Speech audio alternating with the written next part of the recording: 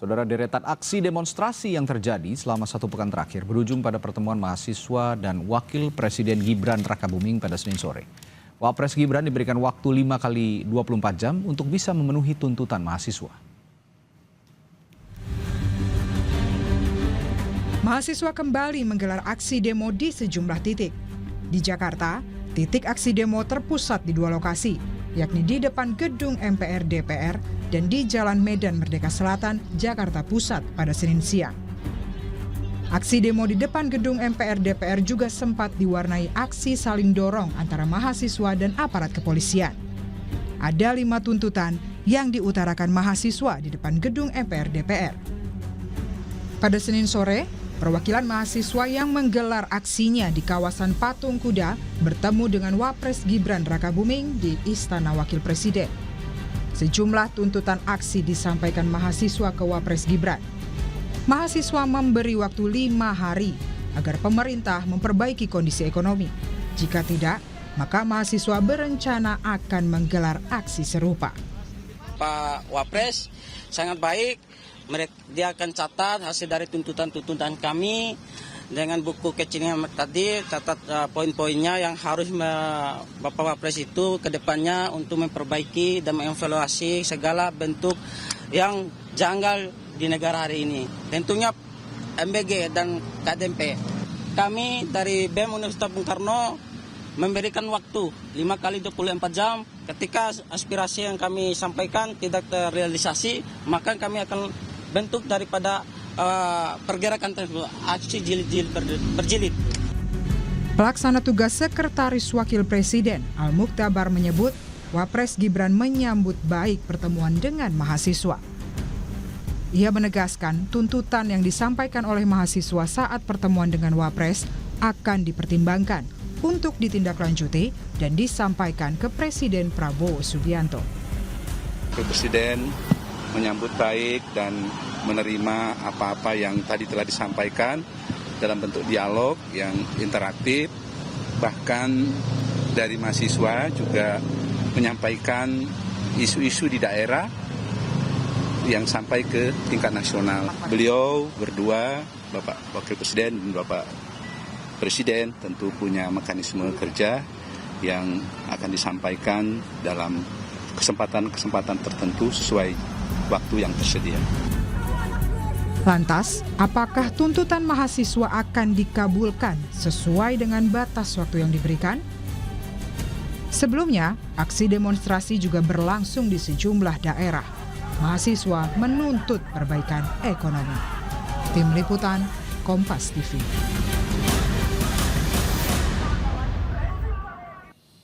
Lalu apa saja yang dibahas oleh perwakilan mahasiswa dan Wapres Gibran selama kurang lebih 1,5 jam pertemuan? Kita akan membahasnya bersama Kamarus Samad, anggota Komisi 11 DPR RI dari fraksi Partai Gerindra yang hadir di studio. Selamat sore, Kang Samad. Selamat sore, Mas Radi.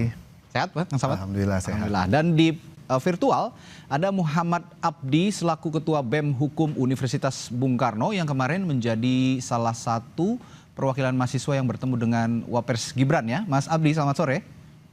Selamat sore, Kompas TV. Oke, kita lanjutkan perbincangan di Sapa Indonesia Malam bersama Kamarus Samad, anggota Komisi 11 DPR RI dari fraksi Partai Gerindra yang juga juru bicara Partai Gerindra, dan juga Muhammad Abdi sebagai Ketua BEM Hukum Universitas Bung Karno yang kemarin menjadi salah satu perwakilan mahasiswa yang bertemu dengan Wapres Gibran. Saya ke Kang Samad dulu. Ya. Setelah melihat kemarin mahasiswa diterima oleh Wapres Gibran begitu ya dan berdiskusi, ada salah satu tuntutannya untuk efisiensi anggaran MBG dan dialihkan ke hal-hal yang lebih progresif, salah satunya juga soal biaya pendidikan UKT. Bagaimana Anda merespons hal ini sejauh ini? Iya Mas Radi, pertama kita patut mengapresiasi dulu karena mahasiswa mengedepankan proses dialog dengan pemerintah dan Wakil Presiden berkenan menerima, dan ini adalah langkah baik untuk bisa mengakselerasi apa yang menjadi tuntutan dari mahasiswa. Mengenai dorongan untuk efisiensi, sebetulnya pemerintahan Presiden Prabowo sejak Januari 2025 sudah menerbitkan Impres. Impres nomor 1 2025 tentang efisiensi, lalu kemudian ditindaklanjuti dengan Peraturan Menteri Keuangan tentang poin-poin dan tata laksana efisiensi di kementerian dan lembaga sampai seluruh entitas pemerintahan, Mas Radi. Sekarang bagaimana relokasinya misalnya kalau dituntut untuk UKT, saya kira masukan yang bagus karena apalagi saat ini pemerintah dan DPR sedang menyusun APBN 2027. Artinya kita ada waktu sampai dengan September di tahun ini untuk terus mengadopsi, menyerap aspirasi dari masyarakat termasuk dari mahasiswa untuk fokus pada program-program yang produktif termasuk dengan misalnya penguatan di pembiayaan UKT-nya. Oke, nah kemarin juga kan BGN rapat dengan DPR ya. Benar. Di Komisi 9 saya dengar juga katanya BGN ini tahun depan anggarannya akan jauh lebih berkurang katanya begitu. Tapi yang kita ingin tahu juga seberapa besar pengurangannya begitu untuk yang tahun depan biaya untuk BGN ini. Nanti akan kelihatan karena sekarang baru RKA. Jadi setelah nota keuangan nota keuangan APBN akan dibacakan tanggal 16 Agustus oleh Presiden.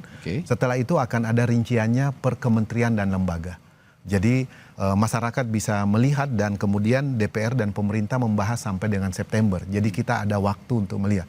Tetapi yang sifatnya pengadaan, saya yakin dan percaya pemerintah sudah sangat aware supaya apa yang terjadi hari ini itu tidak akan terulang lagi. Karena belanja pemerintah betul-betul harus dijaga karena kita tahu kondisi ekonomi kita penuh dengan tantangan hari ini, Mas Radi. Sangat-sangat penuh. Ya, termasuk penerimaan negara tentunya. Betul. 2026 ini menjadi pembiayaan yang sangat besar sehingga mengeruk anggaran fiskal negara yang cukup besar sehingga bisa jadi bahan evaluasi untuk 2027. Nah, saya ke Mas Abdi.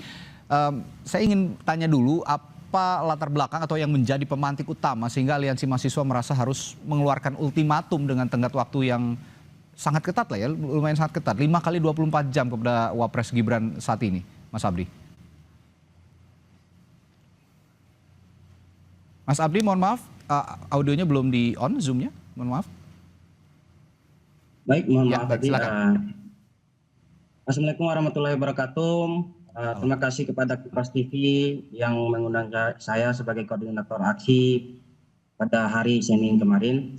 Nah, pemantik yang kami lihat sekarang terkait negara hari ini tidak baik-baik saja.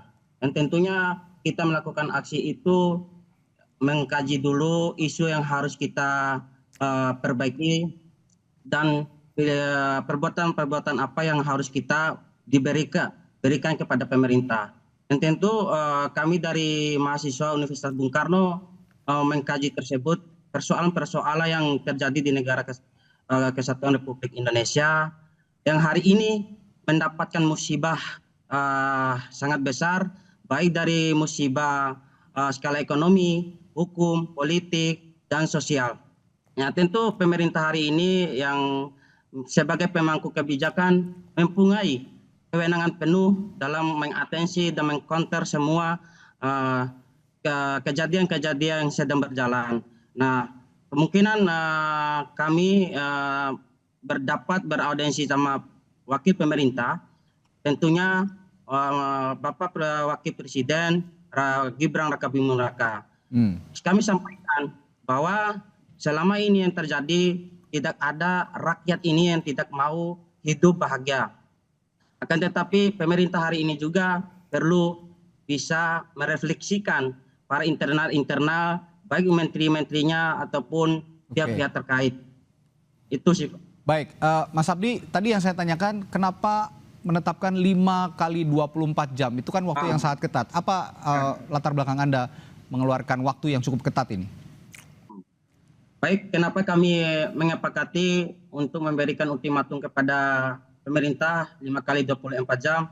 Tentunya sebagaimana untuk memantik rasa kerja dari pemerintah hari ini. Karena kami menilai pemerintah hari ini membiarkan begitu saja konflik-konflik yang terjadi sehingga rakyat itu sengsara melihat konflik yang melanda negara kita yang tercinta ini. Nah, tentu pemerintah hari ini harus bersikap langkah-langkah yang strategis untuk mengcounter problem-problem yang ada di negara ini. 5 kali 24 jam ini kan waktu yang singkat sehingga sepertinya untuk menyelesaikan seluruh persoalan agak mustahil ya. Kalau ada prioritas menurut Anda, kalau misalnya ditanya prioritas dalam 5 kali 24 jam, yang pertama kali harus dilakukan apa dulu oleh pemerintah? Yang pertama kali harus yang dilakukan oleh pemerintah tentu memberikan konferensi pers terhadap rakyat Indonesia. Dari 6 tuntutan kami bawa terkait persoalan MBG. Oke. Nah, MBG ini sebagai pemicu konflik yang ada di negara Indonesia ini, program prioritas yang seharusnya MBG dan KDMP juga mempunyai sifat yang baik. Itu yang disampaikan oleh pemerintah hari ini. Tetapi kami dari mahasiswa menilai cara pelaksanaan tentu sangat bobrok. Cara pelaksanaan tentu cara yang tidak tidak bisa Mas Abdi, dilegal. Ya, artinya Anda ingin mengatakan bahwa program MBG ini perlu dijelaskan gitu kepada publik apa manfaatnya dan seberapa besar anggaran, apakah anggaran yang besar itu bisa dipertanggungjawabkan dan apa saja rincian yang harus dikerjakan gitu kira-kira. Nah, kalau begitu saya ke Kang Samad. Kalau mahasiswa ngeritik program MBG seperti yang dikatakan salah satunya juga oleh Mas Abdi tadi, itu ada evaluasi total juga yang harus dilakukan selama 5 kali 24 jam katanya. Nah, ini bagaimana juga dari Gerindra meyakinkan kepada publik, Gerindra sebagai partai motor pemerintah saat ini, meyakinkan publik dan juga mahasiswa bahwa program ini dasar hukumnya jelas begitu ya, kajian ekonominya ada dan matang sehingga bukan hanya jadi beban negara begitu kira-kira. Iya, Mas Radi, pertama mengenai tenggat waktu, deadline waktu yang diberikan, kita menangkap spiritnya supaya pemerintah bisa lebih care. Parlemen tentu juga sangat aware terhadap aspirasi mahasiswa. Kita mengetahui bahwa Undang-Undang Nomor 17 2023 di pasal 64, di situ disebutkan bahwa pemerintah memiliki kewajiban untuk memberikan pemenuhan gizi perorangan maupun masyarakat. Lalu kemudian Perpres 83 tahun 2024 yang diteken pada bulan Agustus oleh pemerintahan yang lalu, itu dibentuklah Badan Gizi Nasional. Lalu kemudian menyangkut tata kelolanya, pemerintahan Presiden Prabowo mengeluarkan Perpres nomor 115. Itu jelas mulai dari perencanaan, pengelolaan, pengawasan, pengendalian, dan pelaporan. Jadi sudah ada Perpres tentang tata kelola. Problemnya ada di implementasi. Betul, banyak tantangan. Nah, apa yang sudah kita lihat? Dari 27.000 lebih dapur misalnya, kita bisa menyaksikan ada 1.200.000 lebih tenaga kerja yang terserap. Dari mana? 47 setiap dapur. Kita bisa menyaksikan bagaimana masyarakat kita yang tadinya usianya udah 40 tahun, sudah tidak berharap kerja yang produktif, ternyata dapat peluang di desanya untuk bekerja di SPPG. Nah, itu ada 1.200.000 lebih. Kemudian ada supplier UMKM yang kalau kami lihat datanya itu mencapai 1.000 lebih dari supplier yang ada. Lalu kemudian juga ada ekosistem supply chain yang sudah mulai terbentuk dalam rangka kebutuhan SPPG itu. Artinya bahwa setiap program pemerintah sebetulnya bisa diukur dampaknya, outcome-nya kepada masyarakat. Nah, outcome inilah yang menurut saya harus terus dievaluasi. Apakah sesuai target, sesuai harapan? Sejauh ini ada problem di tata kelola, tetapi di desa-desa, di kampung-kampung, masyarakat merasa dengan adanya program MBG ini itu ada banyak dampak positifnya. Nah, memang ada 1-2 dapur yang problem. Betul, ada 4.000 lebih yang sudah ditutup oleh BGN. Itu artinya punishment terus berjalan, evaluasi terus dilakukan supaya produktivitas penggunaan anggaran bisa tepat sasaran. Itu poinnya. Kemudian berikutnya Mas Radi, kalau kita juga mencatat yang tidak kalah penting itu adalah penciptaan lapangan kerja baru, ekosistem pelaku usaha UMKM, dan ada BUMDes. BUMDes yang mulai terlibat dalam supply terhadap kebutuhan SPPG. Lalu kemudian juga ada peningkatan produktivitas masyarakat. Bisa bayangkan Mas Radi, yang kerja di SPPG 8 jam, lalu kemudian mereka dapat makan 1 kali, dapat insentif bulanan, di rumahnya pendapatannya menjadi stabil, pengeluarannya menurun. Kenapa? Karena dapat makan di SPBG 1 kali. Itu artinya pengeluaran rumah tangganya menurun. Nah, ini yang menurut saya yang harus dilihat secara jernih, secara proporsional. Nah, begitu Mas. Baik, ini yang harus dilihat secara jernih. Itu paparan-paparan yang sudah Anda katakan tadi, sudah dikatakan. Tapi masalahnya dewasa ini atau hari-hari ini kita punya ruang fiskal yang sangat sempit untuk memulihkan kondisi ekonomi negara dengan beberapa program prioritas pemerintah yang pada intinya, pada nyatanya akhir-akhir ini implementasinya belum optimal, termasuk tadi ada dispute ya, termasuk juga ada penyalahgunaan anggaran, ada penyalahgunaan wewenang di sana, termasuk yang terjadi di BGN. Nanti saya akan tanya bagaimana juga pemerintah ataupun Gerindra mendorong pemerintah, termasuk juga di DPR bersama, meluaskan lagi ruang fiskal di tahun yang akan datang atau sesegera mungkin sehingga kinerja ekonomi negara ini bisa semakin terakselerasi. Saya akan tanyakan hal itu sesaat lagi di Sapa Indonesia Malam. Tetaplah bersama kami. Ya, kita lanjutkan perbincangan. Tadi saya bertanya ke Kang Samad.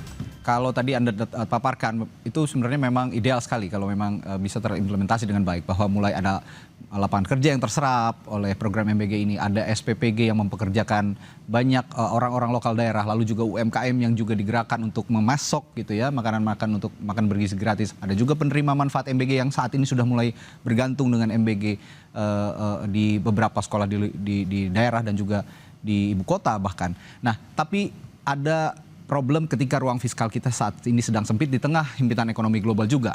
Ya, nah adakah strategi yang bisa disarankan kepada pemerintah, mungkin dari Gerindra juga, didorong juga oleh DPR, bagaimana memanfaatkan ruang fiskal kita agar tidak banyak terserap ke program-program prioritas yang yang saat ini juga ternyata pada saat implementasinya dievaluasi ada juga beberapa masalah di situ. Nah, apakah tidak baik ditinjau dulu, di hold dulu dan dialihkan dulu anggarannya ke yang lain, itu bagaimana strateginya? Mas Radi, memang perubahan arah kebijakan fiskal kita di pemerintahan ini agak berbeda. Kalau pemerintahan lalu penekanannya pada infrastruktur, ya. Kalau pemerintahan ini pada penguatan sumber daya manusia kita. Nah, misalnya dibangun sekolah rakyat, sekolah unggulan, sebagai bentuk untuk meningkatkan kualitas sekaligus keadilan bagi masyarakat yang membutuhkan jangkauan itu. Kemudian perbaikan sekolah-sekolah dasar, SD, SMP, kemudian akses jembatan, itu terus menjadi prioritas di dalam pemerintahan ini. Lalu kemudian MBG, kenapa MBG dilaksanakan ini Mas Radi? Karena tingkat prevalensi stunting kita itu 19,8%.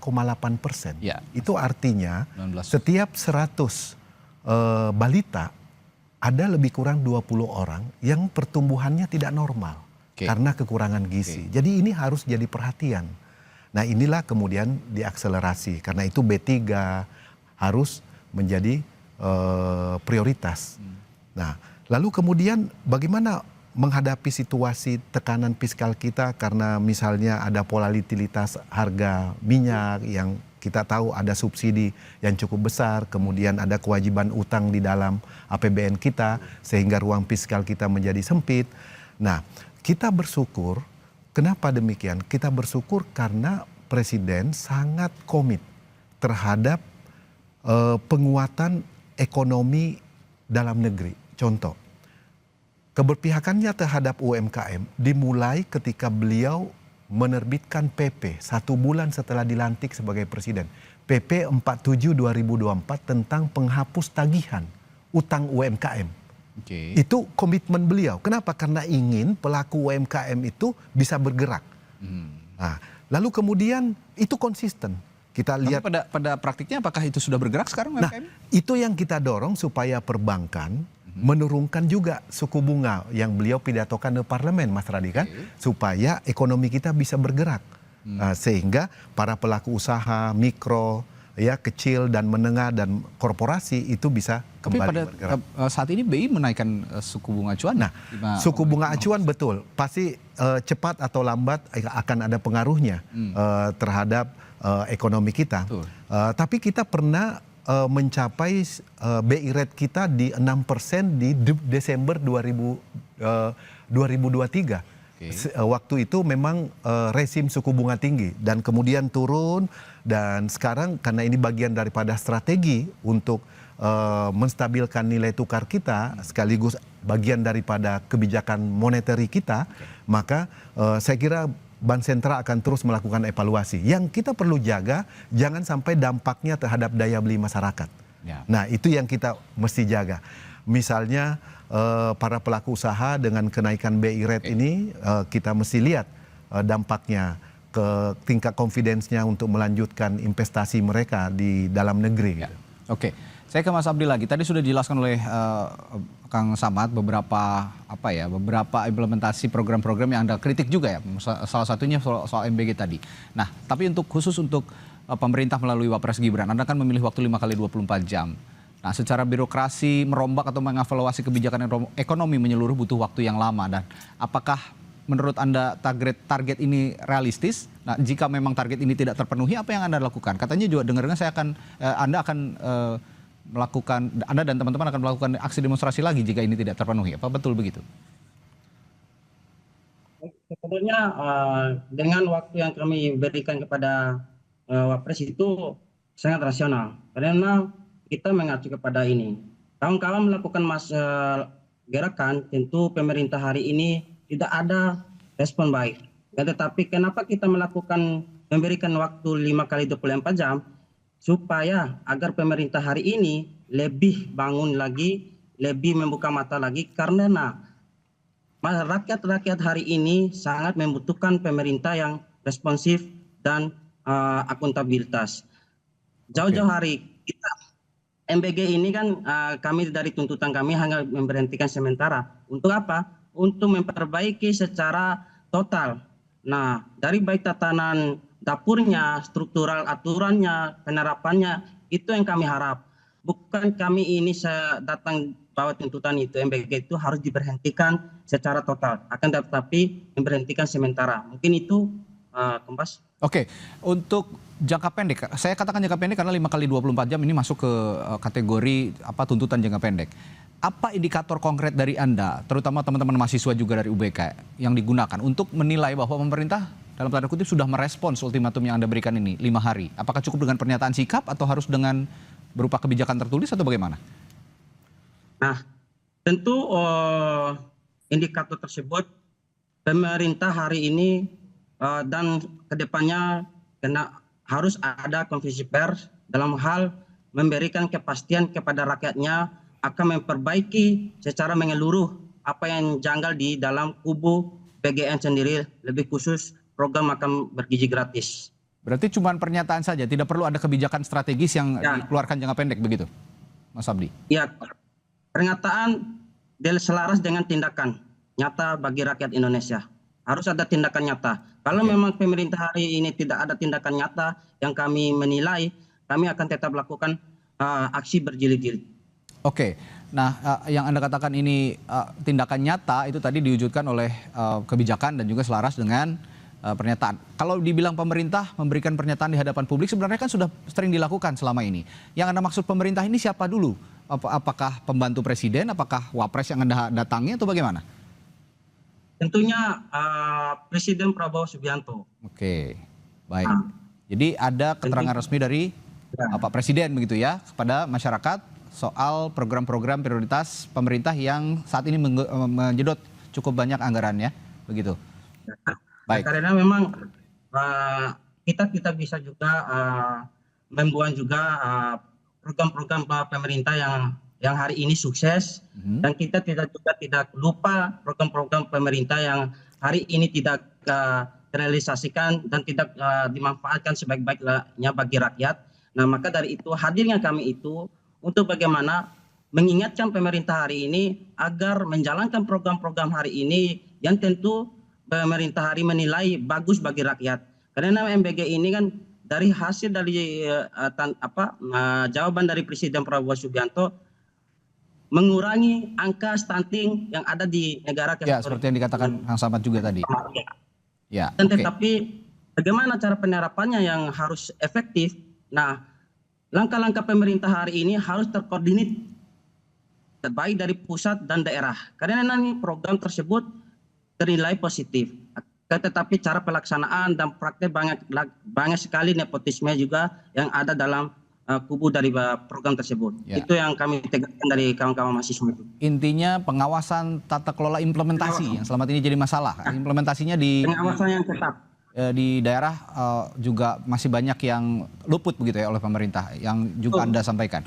Nah, kalau begitu Kang Samad, untuk DPR, Anda juga kan duduk DPR ya. Selain juru bicara Partai Gerindra juga Anda di DPR dan di Komisi 11. Komisi 11 apakah kira-kira juga akan mendukung adanya legislative review terhadap program-program prioritas pemerintah yang notabene juga saat ini dikritik oleh beberapa kalangan termasuk adik-adik mahasiswa kita ini? Ya pasti, karena kita ini mewakili masyarakat. Kita dipilih dan diberi kepercayaan. Jangan sampai kepercayaan itu kita tidak wujudkan secara sungguh-sungguh.